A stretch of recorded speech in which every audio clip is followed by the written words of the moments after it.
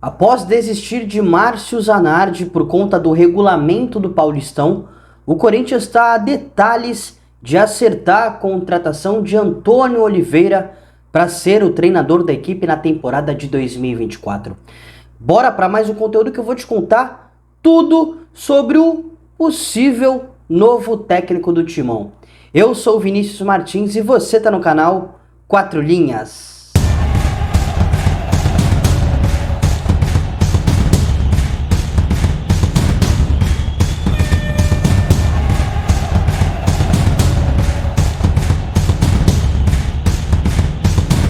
Antônio Oliveira é um português de 41 anos. Começou sua carreira sendo auxiliar técnico de equipe lá no futebol português, russo, iraniano, dos Emirados Árabes. Chegou ao Brasil junto com o Gesualdo Ferreira. O Antônio Oliveira foi auxiliar técnico quando o Gesualdo treinou o Santos, treinou a equipe da Baixada Santista. Ele também foi auxiliar do Atlético Paranaense, mas não ficou muito tempo nesse cargo. Logo se tornou o treinador principal lá do Furacão, principalmente no ano de 2021. Ele teve uma passagem breve no Benfica B, lá de Portugal, mas retornou ao Brasil em 2022 para livrar o Cuiabá do rebaixamento. Ele chegou ao clube no meio daquele ano e conseguiu fazer com que o Cuiabá permanecesse na elite do futebol brasileiro.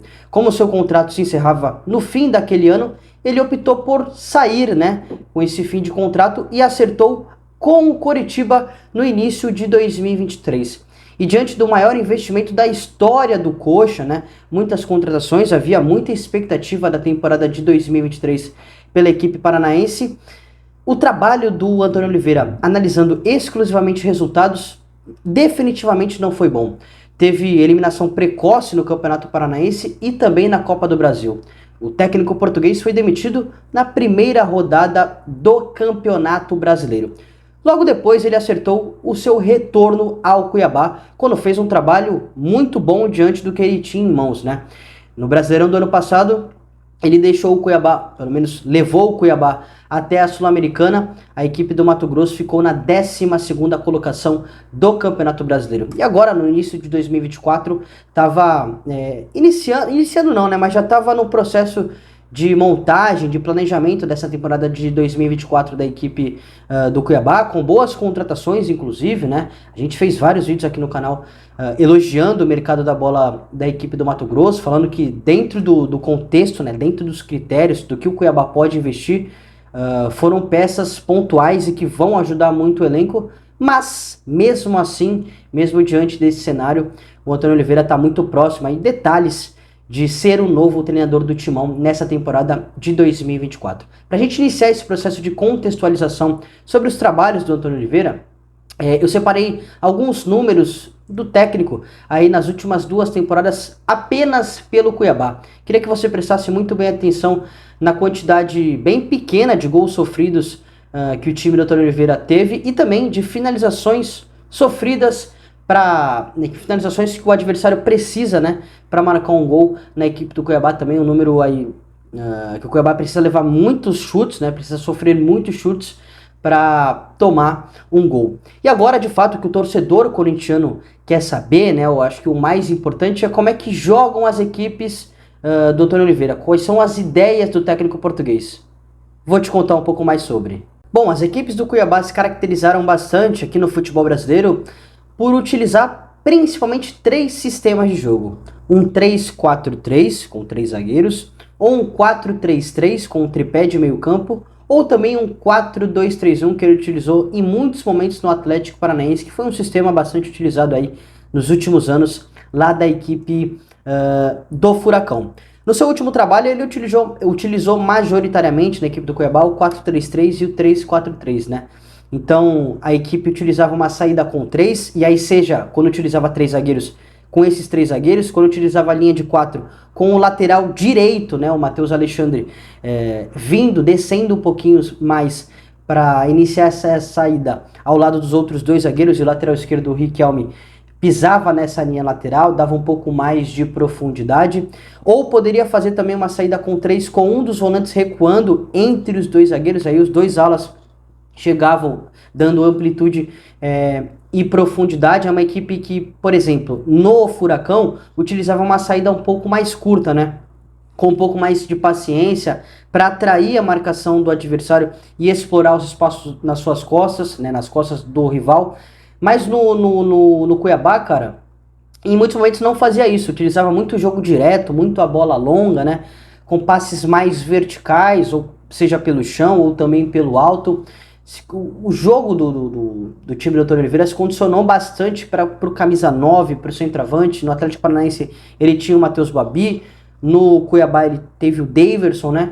Então, e aí seja para brigar pela primeira e segunda bola, né? Então havia essa bola direcionada para o centroavante para ele brigar a primeira bola e ela retornava para o Cuiabá morder novamente para ganhar essa segunda e já agredir, já chegar ao ataque o mais rápido possível. O 9, seja o Matheus Babi ou o Daverson, podiam fazer esse jogo aéreo, né?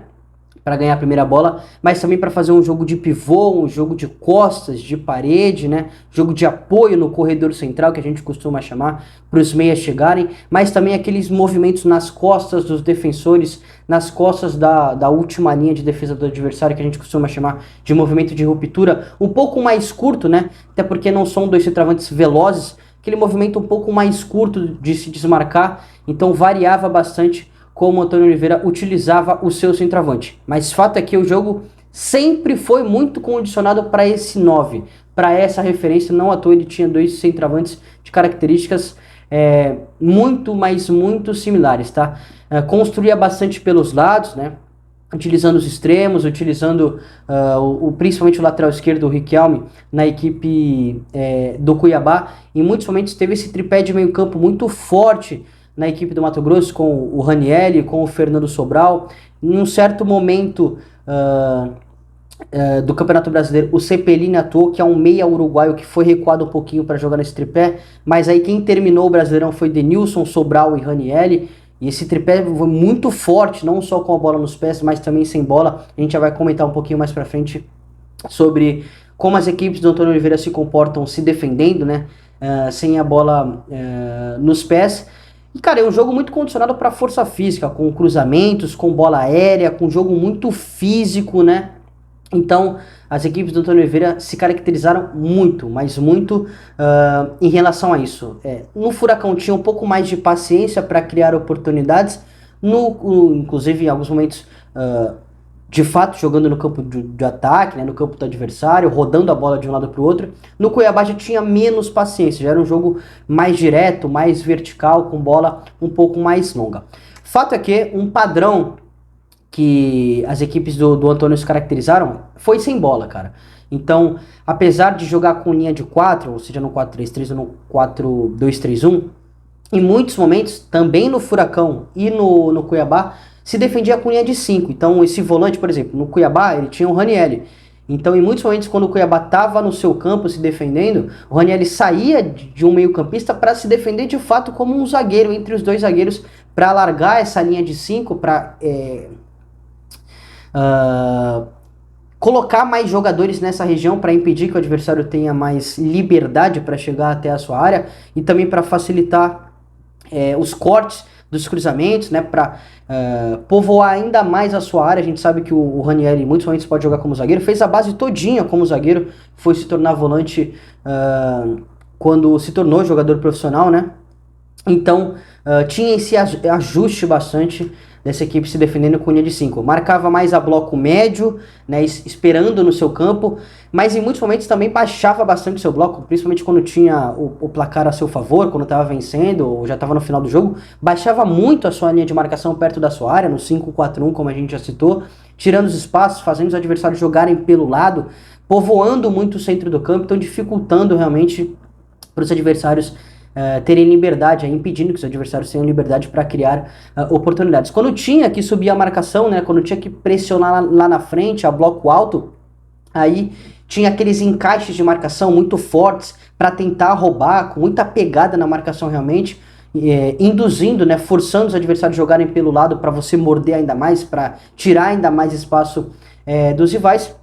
E quando recuperava essa bola, sem segredo algum, transição forte, muita velocidade, passes majoritariamente para frente, seja pelo chão, seja pelo alto, procurava agredir nessas transições, procurava agredir nos contra-ataques, explorando os espaços às costas, tá? Sem segredo algum, sem muito mistério, sem muita paciência, muito vertical, muita força física, muita explosão, muita velocidade, tá? Então foi isso, cara, principalmente no Cuiabá, que foi o que eu mais acompanhei, né? No Furacão acompanhei um pouco menos, mas no Cuiabá de 2022, do ano passado, a gente acompanhou um pouquinho mais, tanto que ele transformou o Ranieri num dos principais volantes do Brasil. Só a gente destacar o Brasileirão que ele fez na temporada passada. Mas assim, alguma coisa que também que eu queria destacar, que eu queria citar, é que o Cuiabá se caracterizou bastante por ser uma equipe que picota bastante o jogo, né? Muito chata, no bom sentido, obviamente, de se enfrentar, então sofre falta, então faz falta, aí incomoda, enfim, uma equipe bem cascuda nesse sentido. Sempre foi muito chato aí de enfrentar a equipe do Antônio Oliveira na temporada passada, tá? Vejo muita gente rotulando o treinador, o Antônio Oliveira é retranqueiro, ele é defensivo, tal treinador ele é ofensivo, ele joga mais pra frente.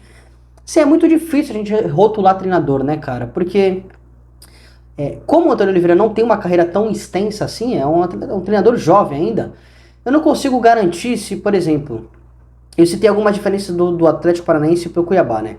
Acho que no Atlético ele tinha mais a bola, ele tinha mais paciência, no Cuiabá menos. Eu não sei se dizer se foi por conta do elenco, né? Se no Furacão ele tinha mais qualidade técnica, então possibilitava que criasse mais oportunidades, que tivesse mais a bola. No Cuiabá ele tinha menos qualidade técnica, então baixava mais as suas linhas de marcação. Era uma equipe que se defendia mais, que condicionava muito para a força física. Então eu não sei se foi por causa disso ou se foi realmente uma decisão dele. Falou, cara, vou mudar um pouco o meu modelo de jogo e já era. Vou mudar um pouco as minhas ideias. Eu não sei se no Corinthians, né, é difícil a gente bancar isso. Se ele vai optar por ser uma equipe um pouco mais do Cuiabá ou uma equipe um pouco mais do Atlético Paranaense. Não sei. Naturalmente, pelo menos no papel, ele vai ter mais material humano, mais qualidade técnica em comparação com as outras duas equipes. Então pode ser sim que ele mude um pouquinho, que ele adapta um pouco o modelo de jogo para tornar o Corinthians um pouco mais, não vou dizer ofensivo, né, mas para ter mais paciência, para ter mais a bola em comparação principalmente com o que foi o Cuiabá. Enfim, vale a gente analisar, vale a gente olhar com calma, mas é bom treinador, cara. São contextos e características diferentes, principalmente do Zanardi, principalmente do Mano também. Vejo muita gente falando, cara, é bem parecido e tal. Alguma coisa aqui, uma coisa ali, não vejo a grosso modo os dois tendo ideias tão similares assim, até porque nenhum treinador é igual, né? Todos são diferentes, todos têm a sua forma de pensar, a sua forma de trabalhar. Mas eu acho bom o treinador a ver como é que ele vai se adaptar dentro do contexto do Corinthians, nesse momento muito ruim que a equipe está vivendo nesse início de temporada de 2024. Concorda comigo? Manda aí nos comentários. Muito obrigado pela audiência, um grande abraço e até a próxima.